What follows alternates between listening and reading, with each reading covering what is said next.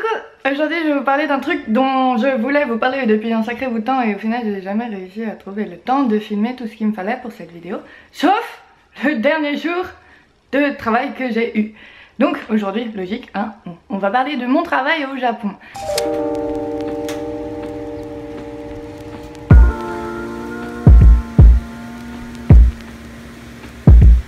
J'ai eu la chance du coup de faire un échange universitaire l'année scolaire passée au Japon, à Nagoya, et j'ai trouvé du travail, un travail étudiant. C'était pas le travail classique des étudiants, c'est pour ça que j'avais vraiment envie de vous en parler parce que du coup c'est assez marrant en fait. Je me rends compte qu'il y a un écho de ouf dans cette chambre, je suis désolée. Petit à petit on va décorer ce fond là, ça ne sera plus des murs blancs et du coup il y aura moins de déco. Désolée. Alors mon travail au Japon, qu'est-ce que c'était? Vous savez, vous connaissez peut-être un petit peu au Japon les onsen, c'est des sources chaudes volcaniques et en général c'est des lieux vachement touristiques. Il y a aussi la version avec de l'eau du robinet normale qui n'est pas volcanique, donc il n'y a pas particulièrement de propriétés hygiénique ou santé particulière. Ça s'appelle des sento. Et donc moi je travaillais donc dans ce genre de bain public. Ce qui est drôle d'ailleurs quand on y pense parce que en fait mon travail d'avant tous les étés c'était de travailler à la piscine et du coup bah c'était le même travail mais avec des gens tout nus. Parce que oui, j'en ai vu des gens tout nus. Probablement que si vous regardez cette vidéo du coup c'est que vous aimeriez bien travailler au Japon un jour. Malheureusement ça va pas être la vidéo la plus informative pour ça parce que j'ai complètement trouvé mon travail de bouche à oreille. Je me suis fait une amie japonaise en fait et elle travaillait là-bas et elle comptait arrêter de travailler là-bas et en fait j'ai pris sa place. J'avais pas besoin de passer partout, comment dire, fabriquer des CV, aller les mettre à des endroits différents. J'étais pas vraiment en recherche complète de travail, c'était juste genre ils m'ont proposé un travail, je me suis dit bon allez on y va.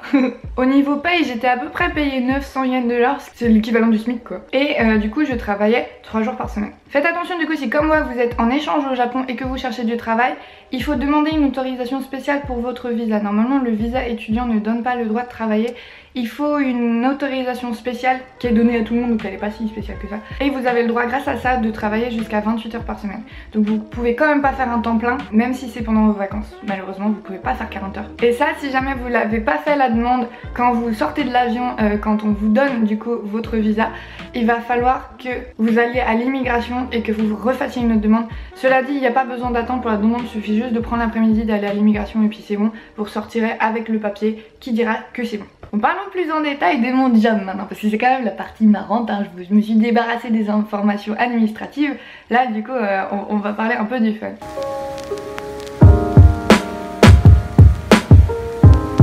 Donc comme je vous l'ai dit, j'étais dans une entreprise familiale, donc il y avait mon patron et sa mère qui s'occupaient du bain public. Une bonne partie de mon taf du coup c'était de passer l'aspirateur, nettoyer le parquet et tout. Mais en vrai c'était cool, c'était tranquille. Et mes patrons étaient absolument des crèmes. Je me sentais tellement gâtée d'être tombée sur des patrons pareils, genre c'est devenu ma famille quoi. Et ils m'ont dit bah, la prochaine fois que tu viens au Japon, si jamais tu cherches un travail et tout, tu peux revenir, on peut même t'héberger et tout, enfin la folie totale, ils sont adorables. Je vous mettrai dans la description de la vidéo l'adresse du bain si jamais vous voulez y aller, si jamais un jour vous allez à Nagoya. Je pense que ça leur fera plaisir si vous dites que vous venez de ma chaîne. Faites attention cela dit parce que ils parlent pas trop anglais et ils parlent pas du tout français. Donc c'est un petit peu compliqué la communication si vous parlez pas japonais. Mais ils sont très gentils, ils seront quand même contents. Au niveau vraiment des bains maintenant. Alors ce qu'il faut savoir si vous avez jamais connu trop comment ça se passe les onsen et les sento. Donc les onsen si je vous rappelle c'est les bains volcaniques et les sento c'est juste les bains publics normaux qui sont dans la ville. On se baigne tout nu, il n'y a pas de maillot de bain. Et donc faut d'abord rentrer donc dans des vestiaires évidemment séparés par genre. Et il faut se déshabiller complètement, ranger ses affaires dans un petit casier. Faites attention parce que les casiers souvent le numéro du casier est écrit en kanji et pas en chiffre arabe. Donc ça risque d'être un petit peu compliqué si vous connaissez pas du tout les kanji pour les nombres de trouver votre casier. Mais bon en général c'est écrit sur la clé. Donc ça va être écrit de la même façon sur le casier. Donc vous avez moyen de trouver comme ça. Donc hop on s'est déshabillé machin et tout. Vous pouvez, si jamais vous avez décidé soudainement d'aller au bain public sans préparation, vous pouvez emprunter des serviettes à l'accueil. Vous pouvez également emprunter du savon. Ce bain public là, qui s'appelle Shichi Fukuyo, vous propose des serviettes à prêter gratuites pouvez simplement les demander et si vous les ramenez après vous n'avez pas à payer la serviette. Et même chose, à l'intérieur du bain il y a du shampoing, donc vous n'avez pas forcément besoin d'en acheter, du shampoing et du savon. Mais les shampoings qui sont en vente à l'accueil sont vachement mieux que les shampoings à l'intérieur qui sont genre les trucs les plus basiques du monde. Du coup si vous avez vraiment envie de sentir bon, les shampoings c'est genre 100 yens, 200 yens. Comme ça, c'est pas très cher hein. Et donc voilà, vous avez vos petites affaires et tout, prenez votre clé avec vous, il y a un bracelet exprès pour pas le perdre comme les clés à la piscine et puis vous rentrez dans le bain. Quand vous arrivez dans le bain du coup, la première chose à faire c'est pas de rentrer directement dans les bains, c'est de se laver tout le corps. La totalité. Vous n'êtes pas obligé de vous laver les cheveux si jamais vous mettez pas la tête dans l'eau. Ou même moi ça m'est arrivé d'y aller maquiller et j'ai jamais mis la tête dans l'eau donc c'était pas très grave parce que notamment je faisais des trucs après le bain et j'avais pas pris mon maquillage, ce genre de choses. Donc juste on garde l'eau jusqu'ici et on met pas tout ce qui a pas été lavé dans le bain, mais c'est mieux de tout laver. Avec savon et tout, vous êtes rincé la totalité, vous allez surtout pas dans le bain si jamais vous avez mis par exemple de l'huile ou de l'après-shampoing dans vos cheveux, vous rincez d'abord. Et ensuite vous pouvez rentrer dans le bain. Le bain, faut vraiment rien mettre d'autre que vous-même dedans et à la limite votre clé qui est accrochée à votre bras. Donc ça veut dire on va pas dans le bain avec des serviettes. Je sais qu'on voit beaucoup ça dans les animés. Les animés ils font ça simplement parce qu'ils veulent pas montrer de nudité à l'écran. Du coup c'est plus facile de dessiner avec une serviette enroulée autour du corps plutôt que juste genre mettre plein de pixels et de mosaïques. Ouais, voilà, c'est ça la raison. Même chose si vous avez une serviette autour de la tête, faites très attention à ne pas mettre la serviette dans l'eau. C'est genre le faux pas absolu. Ensuite vous pouvez rentrer dans le bain du coup et vous ébouillantez. C'est connu, l'eau des bains des japonais est super chaude. Super chaude. Vous risquez pas fortement de sortir du bain en étant rouge comme une écrevisse. Ça m'est arrivé, c'est un petit peu gênant parce que du coup j'étais assise genre avec mes genoux comme ça dans l'eau et je suis sortie, je me suis dit non c'est trop chaud je peux pas, je suis sortie du bain, je me suis rhabillée, j'étais en short et en t-shirt et du coup ben on voyait sur mes jambes les marques blanches sur mes genoux et le reste était tout rouge. Donc préparez-vous à ce que ça soit chaud. Cela dit en général quand on met un pied dedans on se dit putain je vais jamais réussir à mettre le reste du corps. Essayez quand même de vous asseoir entièrement dedans, ça va jamais être au point où c'est trop brûlant, ça va vous faire mal. Mais essayez de vous mettre d'un coup dedans parce que du coup une fois qu'on est dedans en vrai ça va. C'est comme la mer et les Bretons, la mer elle est froide et les Bretons ils disent toujours non une fois qu'on est dedans c'est bon. Bah les Japonais c'est l'inverse avec le chaud. C'est ça. Vous avez la possibilité d'avoir différents types de bains, donc il y a des bains qui sont plus chauds que d'autres bains, notamment les bains qui se trouvent en général au milieu de la pièce sont vachement plus chauds que les bains sur les côtés. Et il y a des bains avec des jacuzzis, il y a des bains avec un jet au dessus où vous pouvez genre ça fait comme une douche mais ça tombe genre super fort. Vous pouvez vous masser les épaules avec et tout, vous avez aussi normalement une douche. C'est ça, c'est pour les gens qui ont du mal à rentrer dans le bain par exemple. À Shichifukuyo même, donc dans mon bain à moi.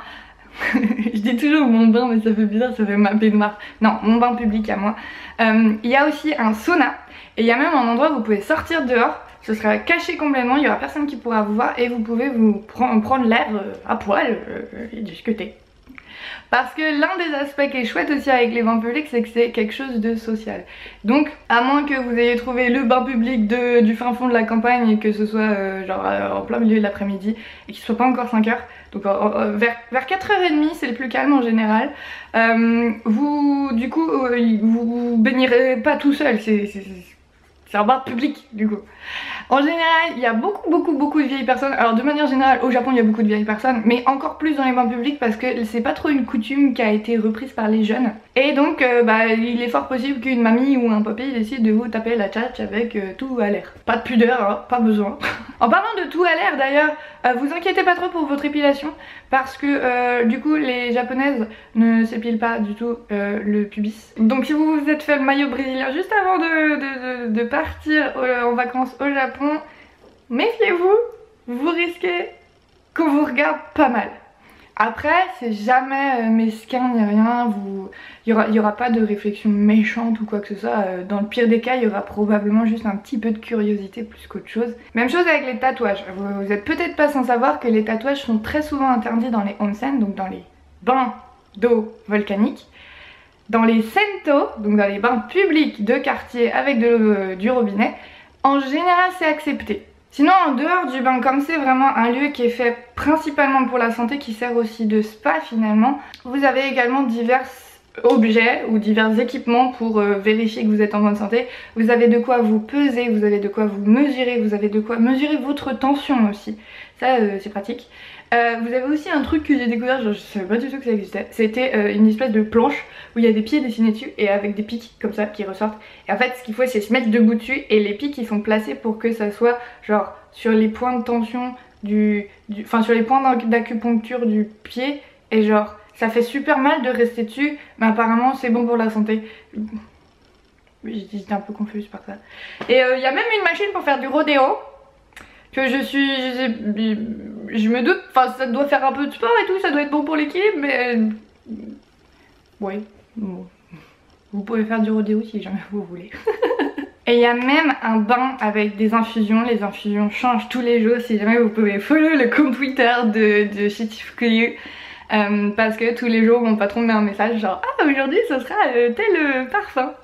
Et du coup voilà, puis il y a un panneau juste au-dessus de la baignoire avec genre les explications de ah mais cette infusion elle fait ça et c'est bon pour la santé et bala. Et du coup quand vous sortez du bain en dernier, comme vous probablement que vous n'y êtes pas allé tout seul, il y aura peut-être des gens que vous devez attendre et tout. Vous pouvez du coup vous reposer tranquillement dans le lobby, donc à l'accueil. Il y a des boissons, vous pouvez acheter des trucs à boire. Il y a la tradition en fait c'est de boire du lait après le bain et tout. Ne vous faites pas avoir, le jus de pomme et le jus de tomate ça se ressemble beaucoup et je me suis fait avoir et quand on s'attend à boire du jus de pomme et qu'on boit du jus de tomate c'est pas... c'est pas un très bon souvenir. Et puis vous avez aussi accès à des mangas, il y a pas mal de One Piece et de Shonen Jump et de trucs comme ça. Il y a aussi des jouets pour les enfants si jamais vous avez des enfants et que vous voulez les occuper. Les bains c'est fait pour venir en famille, donc n'hésitez pas à venir avec vos enfants. Et puis surtout n'hésitez pas à essayer de discuter avec les gens qui sont là parce qu'ils sont tous adorables. Mon patron, c'est l'un des mecs les plus gros que j'ai jamais rencontré. Il a quand même une caricature de sa tête juste derrière le bureau d'accueil que vous pourrez probablement voir du coup si jamais vous y allez. Il a même un tampon avec sa tête, je sais même pas d'où sort ce truc, où il y a marqué sexy Chichifukuyu. Ils sont géniaux, c'est genre... Ma famille japonaise. Ma famille japonaise, c'est devenu ma famille japonaise, j'ai été adoptée, je les ai adoptés, voilà, je les aime d'amour et ça a été la meilleure expérience de travail de ma vie, clairement. Et si jamais je retourne au Japon comme j'ai prévu dans 2 ans, et ben je retournerai là-bas et vous les reverrez probablement en vidéo.